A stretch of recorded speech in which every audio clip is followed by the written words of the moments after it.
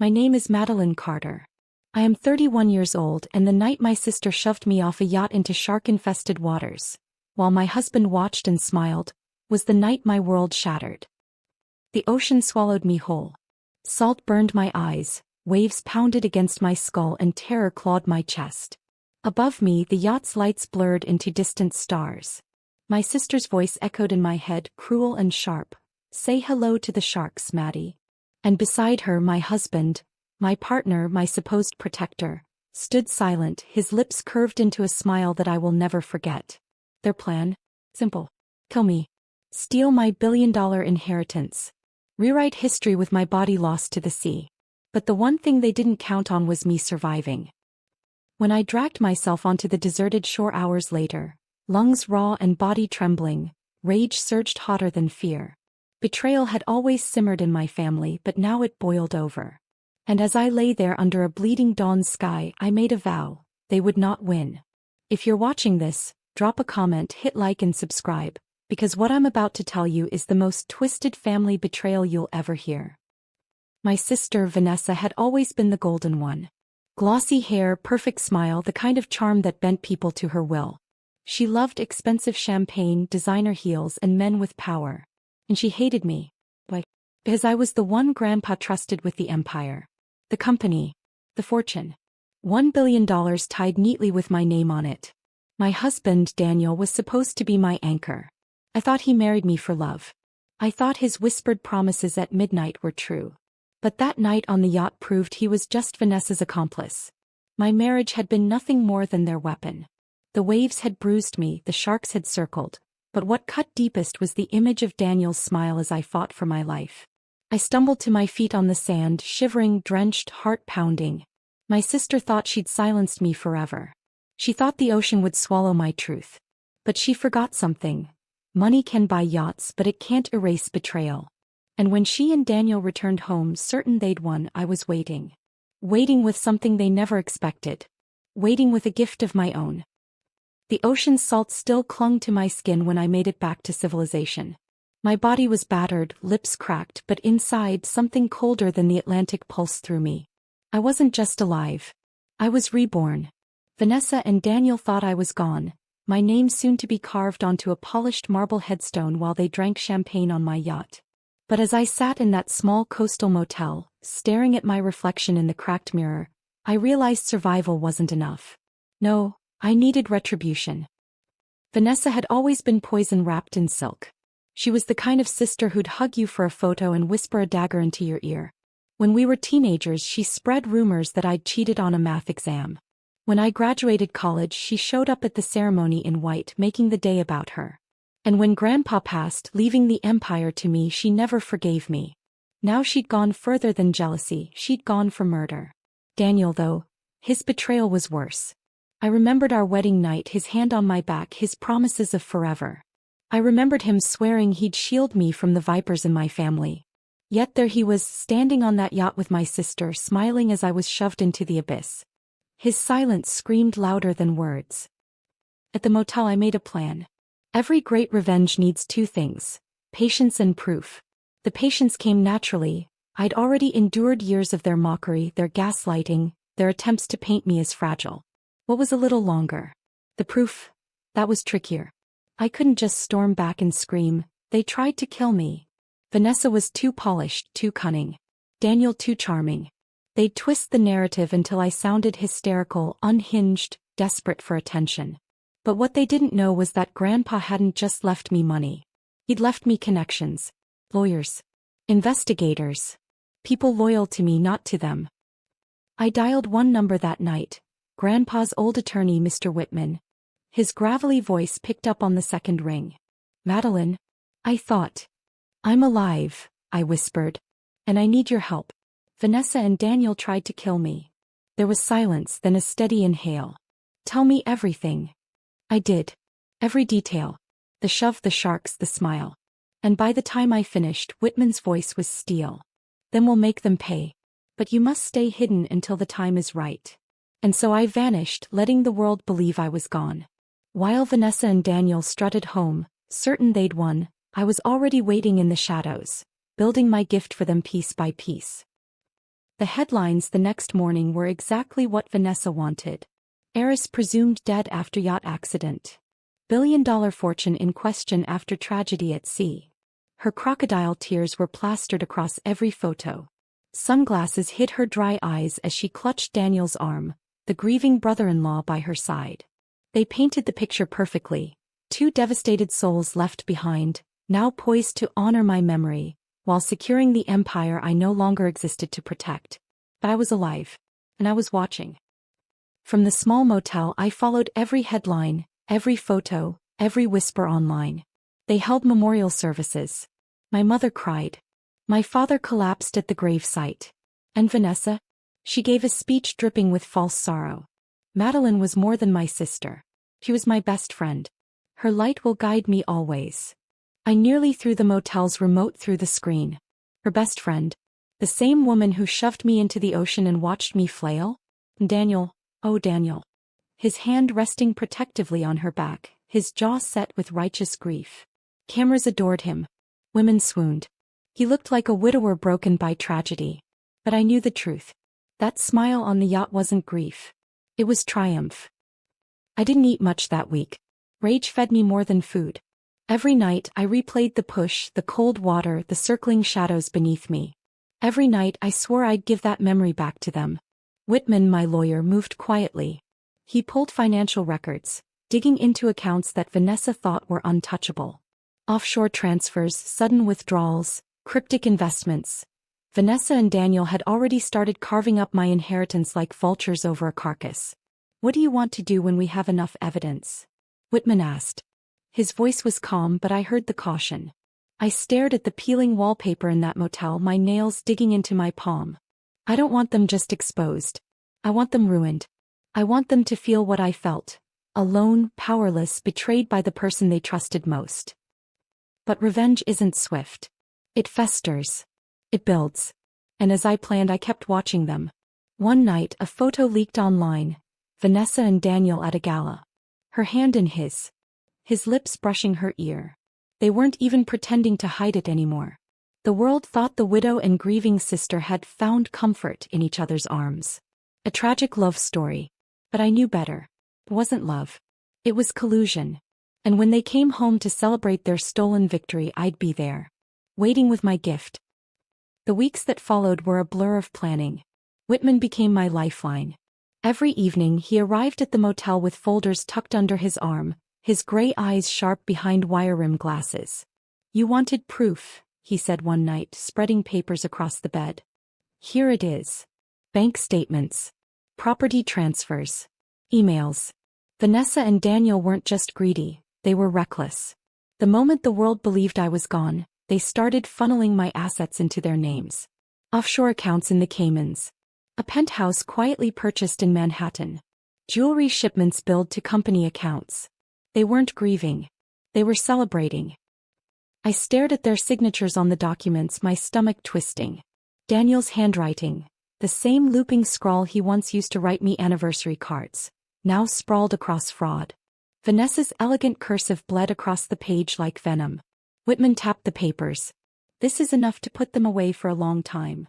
Not yet, I whispered.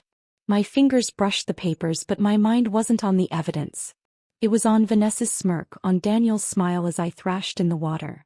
I don't want them just arrested. I want them to break. Whitman studied me, his silence heavy. Madeline, revenge can consume you. I met his gaze, my voice flat. It already has. Meanwhile, Vanessa and Daniel paraded their charade across the city. Every headline praised their strength in tragedy. Daniel gave interviews about my legacy. Vanessa started wearing black, claiming it was her way of honoring me, while dripping in diamonds she bought with my money. One night I watched a live-streamed gala from my laptop. Vanessa stepped out of a limousine in a crimson gown that shimmered under the flashbulbs. Daniel's hand rested on her waist. Reporters shouted questions. Vanessa, how are you holding up? She pressed a hand to her chest, eyes glistening. Every day is harder than the last. But I know Madeline would want me to carry on. My fists clenched so tight my nails cut my skin. Carry on? She wanted me drowned at the bottom of the ocean. I turned to Whitman. I'm done hiding. It's time they see me. He hesitated.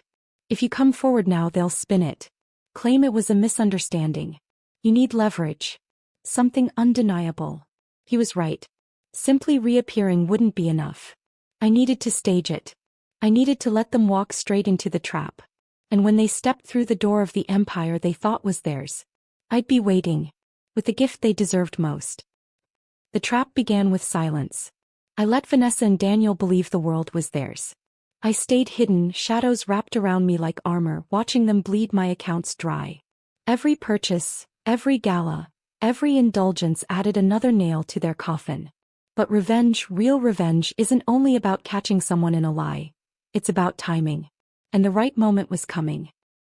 Whitman and I mapped it all out.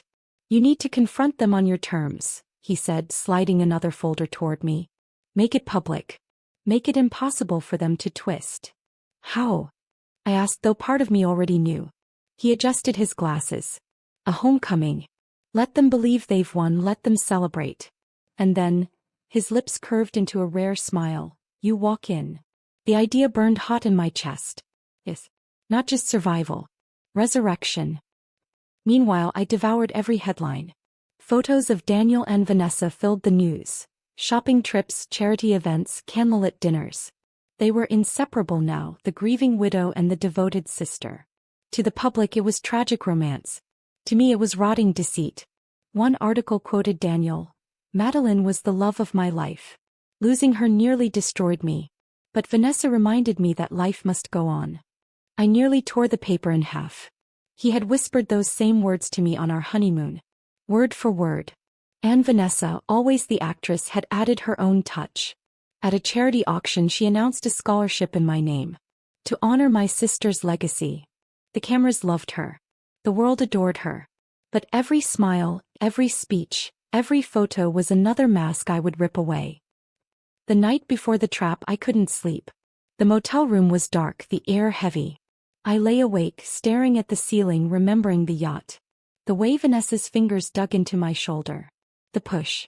The sudden emptiness beneath me. The cold bite of the ocean swallowing me whole. I heard her voice again, say hello to the sharks. And Daniel's silence. His smile. My chest ached, my fists trembling against the sheets. Tomorrow, I whispered to the empty room. Tomorrow they pay. At dawn Whitman handed me a sleek black dress. Appear like the woman they thought they buried. Throng. Taken. That's your gift. I slipped it on, the fabric hugging me like new skin. My reflection stared back. No longer the naive wife, no longer the overlooked sister. I was the storm they thought they had silenced. And I was ready to break them. The night of my return arrived like a storm hiding behind velvet skies. Vanessa and Daniel had thrown a lavish party in the penthouse they bought with my money. Gold-trimmed invitations, champagne towers, silk gowns. All funded by the empire I was meant to inherit. From the street below I could see the lights spilling out like fire. Laughter drifted from the balconies, shallow and sharp. They thought they'd won. They thought the world belonged to them. But they didn't know the ghost of their betrayal was already walking toward their door. Whitman's voice echoed in my mind. Wait for the right moment. Let them feel untouchable before you strike. So I waited. I watched the crowd pour in, all glitter and arrogance. I imagined Vanessa basking in it, her crimson lips curved into the smile she reserved for cameras. Daniel standing beside her like a prince. And then I walked in. The room froze. For a heartbeat I swore even the music faltered. Glasses slipped from fingers. Gasps rippled like a wave. And at the center of it all, Vanessa's face. Her wine glass shattered against the marble floor. Her skin drained pale beneath layers of powder. Hello, sister, I said, my voice cutting through the silence like a blade. Daniel staggered backward, his mask slipping. And Madeline. His voice cracked. His eyes darted to Vanessa as if begging her for the script. But she had none. I stepped forward, the black dress flowing around me, my heels clicking against the marble. Did you miss me? Whispers buzzed through the crowd like electricity. Isn't she dead? The accident. I saw the funeral. I smiled, calm, deliberate. Oh, I heard about the memorial. The speeches. The tears. Vanessa, you were so convincing I almost believed you cared. Her lips trembled. This isn't possible. Oh, it's very possible, I said softly. You pushed me, remember? Middle of the ocean. Sharks circling. And you, Daniel. My eyes locked on him. You just smiled. The room erupted, gasps, murmurs, cameras clicking. No stage, no microphone could have amplified my words more than the shock painted on their faces. Vanessa's mask cracked, but only for a second. She forced a laugh, brittle and sharp. This is absurd. She's lying. She must be unwell. But the crowd didn't look at me like I was crazy. They looked at her. And for the first time in her life, Vanessa wasn't in control of the narrative. Tomorrow the headlines wouldn't celebrate her. They would devour her. The ballroom buzzed like a hive struck with a stick. Reporters lifted phones, guests whispered furiously, and flashes lit the room like lightning. But all I could see were two faces, Vanessa and Daniel, crumbling beneath the weight of truth. I let the silence hang before I spoke again. Do you know what it feels like to sink? To feel the ocean claw at your lungs while your own sister's voice echoes in your ears. My voice cracked, raw but steady enough for the entire room to hear. Vanessa whispered, "Say hello to the sharks," as she shoved me. And Daniel? He just stood there, smiling. Gasps scattered like shattered glass. Guests recoiled. I saw one woman pull her pearls tighter, another man muttering into his phone. The tide was turning. Vanessa tried to laugh again, but it died in her throat. "She's insane," she stammered, her crimson nails digging crescents into her palm. "She drowned weeks ago. This is some kind of stunt." I took a step closer, my heels clicking against the marble. Funny.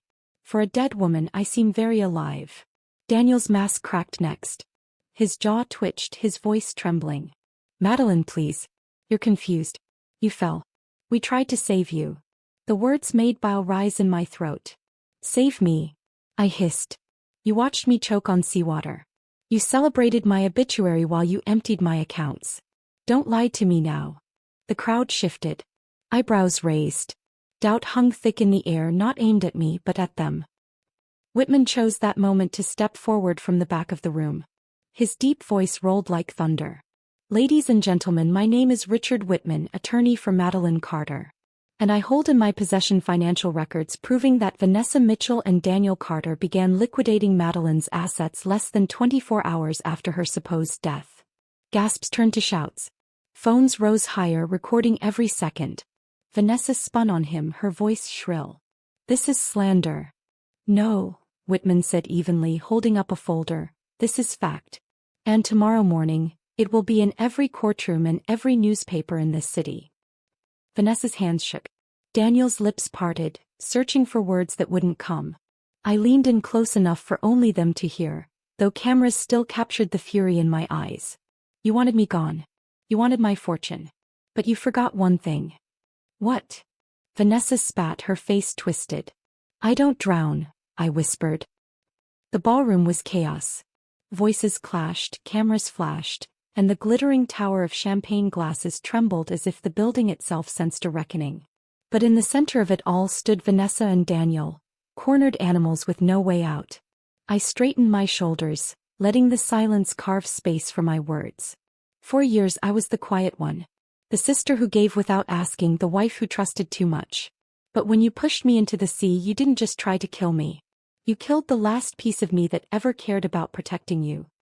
Vanessa's lips curled, desperate now. "No one will believe you. They'll say you staged this, that you're bitter." "They already believe me," I cut in, gesturing to the crowd. Dozens of phones were raised, recording every word, every twitch of her face.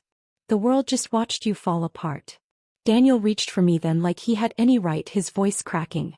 "Madeline, please, we can fix this." "We can." I recoiled, my glare slicing him in half. "You smiled while I drowned." The guests gasped, whispers rising into a storm. That was the moment Daniel realized the cameras weren't his shield anymore. They were his prison. Whitman stepped forward again, his tone sharp as a gavel. "Tomorrow morning the documents will be filed. Fraud, embezzlement, attempted murder by conspiracy. You'll both be facing charges that will make headlines for years." Vanessa's facade shattered. She lunged at me, her voice shrieking. "It should have been mine. The company, the fortune, all of it. You were never strong enough to lead." Her scream rang across the ballroom, caught by every microphone, every recording phone. She had confessed without realizing it. And just like that, the game was over. I looked at her. My sister, the girl who once braided my hair before school, who now tried to sink me to the ocean floor. My voice softened, but only enough to cut deeper. Strength isn't shoving someone into the dark.